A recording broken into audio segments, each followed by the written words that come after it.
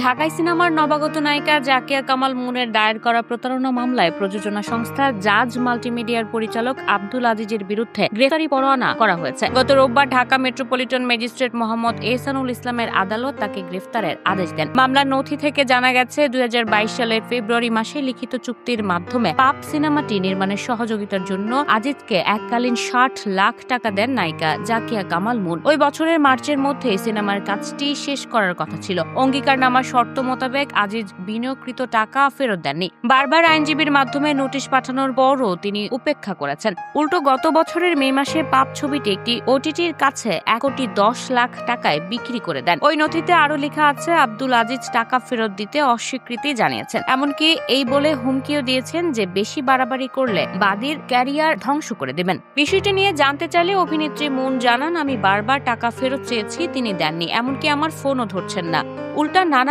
ভয়ভীতি দেখাচ্ছেন, তাই বাধ্য হয়ে মামলা করেছে। প্রসঙ্গত 2012 সালে প্রথম মুক্তি পায় জাজ মাল্টিমিডিয়ার ব্যানারে বানানো সিনেমা ভালোবাসার রং। এরপর প্রতিষ্ঠানটির ব্যানারে একাধিক ছবি মুক্তি পেয়েছে। তবে সেসবের চেয়ে জাজের কর্ণধার আজিজের ব্যক্তিগত জীবনের নানা বিতর্কিত কর্মকাণ্ড বেশি আলোচনায় উঠে এসেছে। You are watching Raj TV, জাগরণে Bangladesh. Please subscribe our channel.